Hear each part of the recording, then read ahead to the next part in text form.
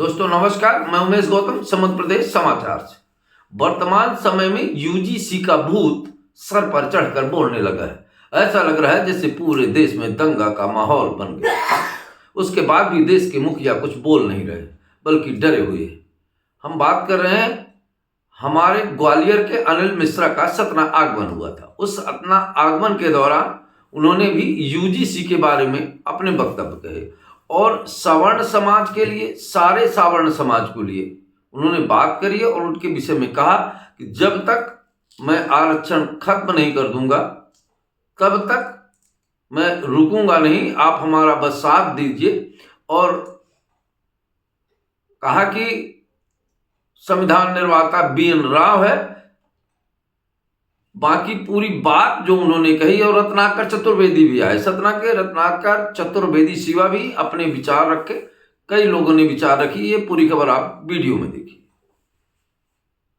सरकार ने सोचा कि अब कौन सा फैसला फेंका जाए, तो उनने शुरू से जो बांटने की नीति बनाई थी, उस नीति में एक नया पार्ट लेके आए, एक नई व्यवस्था स्थापित की कि सवर्ण को मान के चलते हैं वो पॉकेट में, वो तो मिलता ही है हमें, लेकिन हम अब 75% पे क्यों नहीं थे?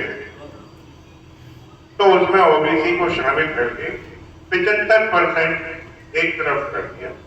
75% वोट पे अभी सभी राजनीतिक दल प्रयास कर रहे हैं कि उन्हें उन वोटों के आधार पर शासन सत्ता में बैठने का मौका पुनः मिला। 75% वोट और 25% वोट, इसकी राजनीति देश में चल रही है। उसके लिए सवर्ण का दमन पतन किसी भी तरह से हो, किसी भी राजनीतिक दल ने आज तक ये प्रयास नहीं किया, जब से भारत स्वतंत्र हुआ तब से, कि सवर्ण के लिए कोई आयोग, कोई कमीशन, कोई योजना है। हर बजट में योजना आती है, एसटी की अलग, एससी की अलग, पिछड़ों की अलग। सवर्ण की कोई योजना बनी क्या? सवर्ण के लिए कोई कानून बनाया क्या? क्यों? सवर्ण में क्या पिछड़े हुए नहीं? पहली बात तो ये, पिछड़े हुए जो शब्द है, ये शब्द की कोई डेफिनेशन कहीं आज तक तो दी नहीं गई है। क्या परिभाषा? सरकार जो मनमाफिक निर्धारित कर दे वो पिछड़ा। किस जात बिरादरी में पिछड़े नहीं है? अगर सरकार की मंशा को मानते हैं तो क्या ब्राह्मणों में नहीं है? क्या क्षत्रियों में नहीं है? या वैश्य समाज में नहीं है? सभी समाजों में। तो आर्थिक आधार पर आरक्षण की मांग ही मेरा प्रथम उद्देश्य है, और अगर हम लोग साथ मिलकर चलेंगे तो निश्चित ही इसमें विजय भी हासिल होगी। लेकिन सच ये है कि हमें अपने पर्सनल इंटरेस्ट जो है, स्वार्थ, उन्हें त्यागना होगा। उन स्वार्थों में सर्वप्रथम तो ये है कि हम हमेशा राजनीतिक दलों के पिछले को क्यों बनते हैं? क्या बीजेपी जो सनातन को लेके आई थी, हिंदू राष्ट्र की कल्पना की थी, ऐसा लगा था कि हिंदुस्तान में बड़ी यूनिटी स्थापित हो जाएगी, सनातन की स्थापना हो जाएगी, लेकिन वो तो विरोधी विचारधारा में चले। सनातन तो रूप, वो तो हमारे देवी देवताओं का ही पतन स्वीकार कर रहा है और खुद भी करने लगा था। यहाँ सभी लोगों में मैं समझता हूँ मैक्सिमम तो RSS और बीजेपी के फॉलोअर्स होंगे, कुछ अपने दलों के होंगे। मैं उनसे ही आज पूछना चाहता हूँ, आप जहाँ जितने बैठे मैं जानता हूँ सब सनातन को फॉलो करते हैं, देवी देवताओं को फॉलो। मैं उनसे पूछना चाह रहा हूँ, आपने कभी प्रश्न किया मोदी जी या मोदी जी की इस बारे में आलोचना की कि आप कौन है कि रामचंद्र जी को उंगली पकड़ के बिठाएंगे मंदिरों? आप कौन है जो हनुमान जी को पतंग बढ़ा के उड़ाएंगे? क्या आपको इतनी शक्तियां देगी? क्या देवी देवताओं का अपना अपमान को उतर है? उनसे भी ऊपर एक और भागवत साहब, वो तो देवी देवताओं की जात बिरादरियां आज निर्धारित करने वाले अधिकारी। वो कहते हैं हनुमान जी तो वही शूद्र थे, और जो परम आदरणीय भगवान परशुराम जी हैं वो एक कारपेंटर बढ़ई क्यों नहीं पूछ सकते हम? क्या वो उस कुर्सी में बैठे हैं? इसका कारण ये नहीं है बिठाने वाले आप लोग हैं, हम लोग हैं।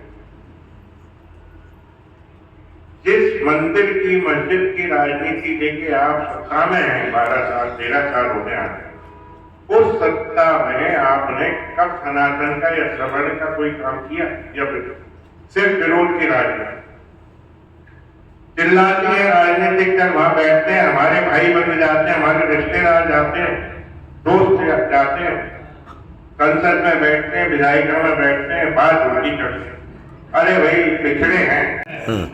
तो वो अपने आने वाली पीढ़ियों का जीवन बर्बाद कर रहा है और कहीं ना कहीं वो ये मान रहा है कि हम कमजोर हो चुके हैं और आने वाले समय में हमारे बच्चों को भी यही सहना पड़ेगा अगर आज हम आप नहीं उठे तो।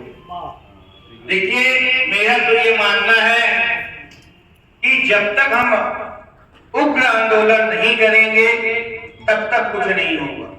आंदोलन तो ऐसे ऐसे भी हुए कि लोगों ने पटरियां उखाड़ के फेंक दी, ट्रेन रोक दिया, लेकिन उनके ऊपर कुछ नहीं हुआ और हम और आप सिर्फ यही सोचते रह जाएंगे कि अभी नहीं आगे चल के, अभी नहीं आगे चल के, तब तक समय बहुत निकल जाएगा। मैं चाहूंगा सभी अपने श्रवण भाइयों से, जिनके पास जिम्मेदारी है मंदिर में पूजा करने की, जिनके पास जिम्मेदारियां शादी कराने की, ये सभी कुछ वो बंद कर दें। न किसी मंदिर में वो पूजा करें, न किसी की शादी कराएं, न किसी शुभ कार्यक्रम में वो जाएं। जब ये सारी चीजें बंद होंगी, जब सारी व्यवस्थाएं, जब पंडित शादी ही नहीं कराएगा तो कैसे शादी होगी? जब पंडित भगवान के पट पूजा करने ही नहीं जाएगा तो कैसे पूजा होगी? कैसे लोग दर्शन करेंगे? तो मुझे ये लगता है कि आने वाले समय में ऐसा भी करना पड़ेगा, क्योंकि भगवान भी ये कहता है कि पहले अपने आप को बचाओ फिर दूसरे की पूजा करो। तो आने वाले समय में मैं समझता हूं कि अगर जरूरत पड़े तो हर पंडितों को भी, हर श्रवणों को एक साथ खड़े होकर कुछ न कुछ ऐसा निर्णय लेना पड़ेगा जिससे कि समाज में हम ये बता सके कि वास्तव में समाज में श्रवणों की क्या पोजीशन है।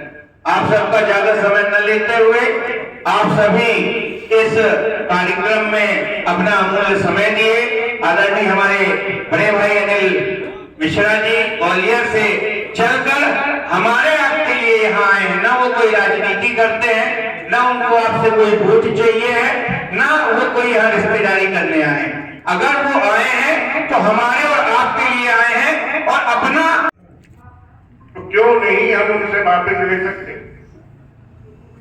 इसकी व्यवस्था आप लोग स्थापित करें, सभी लोग करते हैं। हमारे यहाँ मुसीबत एक है, अभी शायद आप लोग बहुत सारे बैठे हैं, इनमें ज्यादातर जो मैं देखता हूँ मेरे पे भी कॉल आते हैं इस वर्ष से कि हर व्यक्ति कोई ना कोई पदाधिकारी होता है, कोई संगठन में पदाधिकारी है, कोई किसी ट्रस्ट में पदाधिकारी है, कोई किसी अन्य संगठन का पदाधिकारी। तो इतने तो संगठन है, एक गली में निकलेंगे तो 10 संगठन तो फिर हो जाएंगे समाज में, और सब में आपस में इतना मतभेद है कि यूनिटी की कल्पना कैसे